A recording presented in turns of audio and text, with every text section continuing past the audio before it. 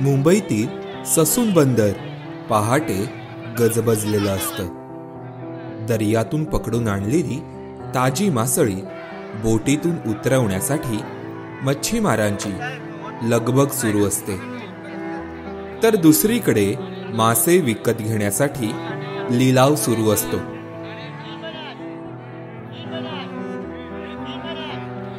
या लिलावामधील दर चढत असतानाच एका बोटीमधून भला मोठा पाकट मासा बाहेर काढण्यासाठी मच्छीमारांची तारांबळ उडालेली दिसते. स्टिंगरे या प्रजातींमधील माशांना बोलीभाषेत पाकट, वाघोळ, वागळी अशा वेगवेगळ्या नावांनी संबोधलं जातं. या बोटीमधून बंदरावर उतरवण्यात येणारी पाकटची ही प्रजात आहे लॉंग हेड ईगल रेची. IUCNच्या लाल यादीत या प्रजातीचा समावेश संकटग्रस्त श्रेणीत होतो. अशा प्रकारे जागतिक पातळीवर संकटात सापडलेल्या अनेक माशांच्या प्रजाती महाराष्ट्रातील अनेक बंदरांवर दिसतात. यामध्ये प्रामुख्याने शार्क, पाकट आणि गिटार फिश या प्रजातींमधील माशांचा समावेश असतो. जाळी लावल्यानंतर त्या मच्छीला खाण्यासाठी बांगडा म्हणा किंवा बारीक तारली म्हणा, ह्याला वेल मासा म्हणतो आपण, शार्प म्हणतो, वागली म्हणतो. अशा बऱ्याच मोठ्या मोठ्या मच्छ्या जाळ्याला काय काय वेळेस लपटतात.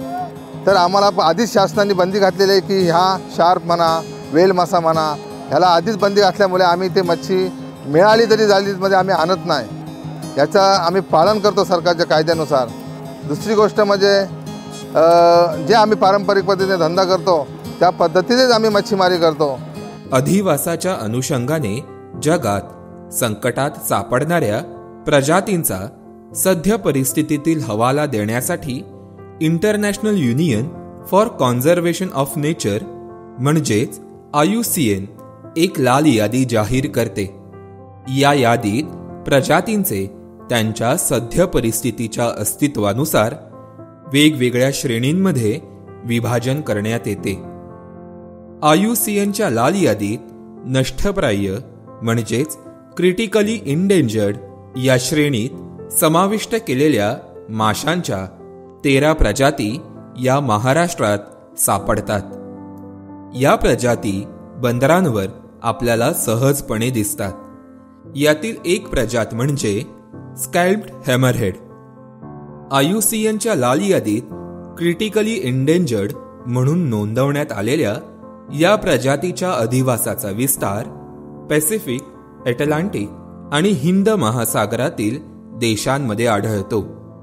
राज्यातील अनेक बंदरांवर ही प्रजात विक्रीसाठी ठेवलेली दिसते. यासोबतच IUCNच्या लाल यादीत संकट समीप आणि संभाव्य संकटग्रस्त या श्रेणीत नोंदवण्यात आलेल्या माशांच्या प्रजातीही राज्यातील बंदरांमध्ये दिसतात.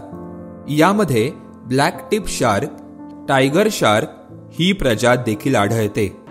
पाकड मासा जर साईजला छोटा असेल तर इथल्या इथे आपण खाण्यासाठीचा वापर करू शकतो आणि वापरतो आम्ही.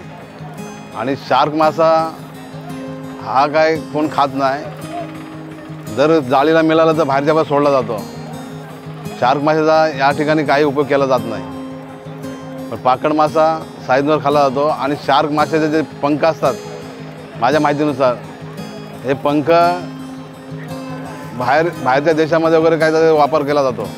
आणि त्याचा जो मांस असतो, मांससुद्धा काही प्रक्रिया करण्यासाठी आपल्याकडे त्याचा वापर करत नाही, बाहेरच्या राज्यात किंवा देशामध्ये त्याचा वापर केला जातो. आणि जी मच्छी ही शासनाने ह्याच्यावर मासेमारीची बंदी केलेली आहे, पाकड आणि शार्क मासा, ते जर जाळ्यात भेटले अनावधानाने तर ते पाण्यामध्येच बाहेर समुद्रात सोडले जातात. इकडे कोण आणण्याचा प्रयत्न करत नाहीत.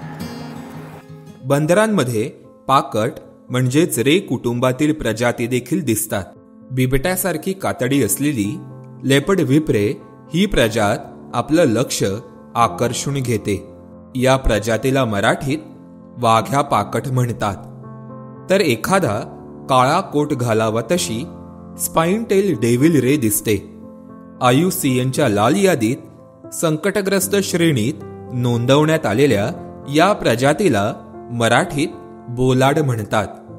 याशिवाय फार क्वचितच दिसणारा दुर्मिळ असा ओशन सनफिश देखील मच्छीमारांच्या जाळ्यात अडकतो. त्याला मागणी नसल्यामुळे तो बंदरावर असाच एका बाजूला पडलेला दिसतो. गिटारफिश माशांच्या अनेक प्रजाती बंदरांवर विक्रीसाठी ठेवण्यात येतात.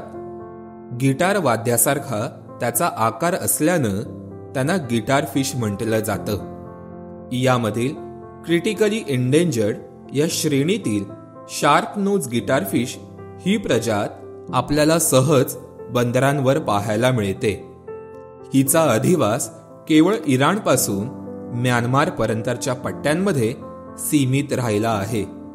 क्रिटिकली एंडेंजर्ड या श्रेणीतच नोंदवण्यात आलेली स्मूथ नोज वेज फिश ही प्रजात देखील अनेक बंदरांमध्ये दिसते. हिचा अधिवासही इराणपासून बांगलादेशपर्यंत आणि काही प्रमाणात हाँगकाँग पासून शांघाईपर्यंत सीमित राहिला आहे. कासव हा आपण कासवाला आपला हिंदूमध्ये आपण दैवत मानतो आणि त्याची पूजा अर्चा करतो. म्हणून आमच्या जाळीला जेव्हा कासव जेव्हा अडकली जाते तेव्हा आम्ही प्रेमाने तिला हातलून जिवंतपणे तशीच सोडून देतो, त्याची पूजा अर्चा वगैरे करतो. तसंच आपल्या समुद्रामध्ये मोठा देवमासा हे आपल्याला सगळ्याला माहीतच आहे. देवमासाची पद्धत काय, देवमासा आम्हाला जेव्हा दिसतो लांबून तेव्हा आम्ही अगरबत्ती तांदूळ काही बोटीमध्ये जे असते अन्न ते आम्ही त्याची पूजा करून त्याला फुल फुल असं नारळ वगैरे देऊन त्याचीही पूजा करत असतो. त्याच्यामुळे कुठली मच्छी मारायची आणि कुठली मच्छीचं पालन करायचं हे आम्हा पारंपरिक मच्छीमारांना चांगलं ज्ञात आहे. भारताच्या सागरी परिक्षेत्राचा विचार केल्यास इलास्मोब्रांच या कुळात एकूण 170 प्रजाती सापडतात.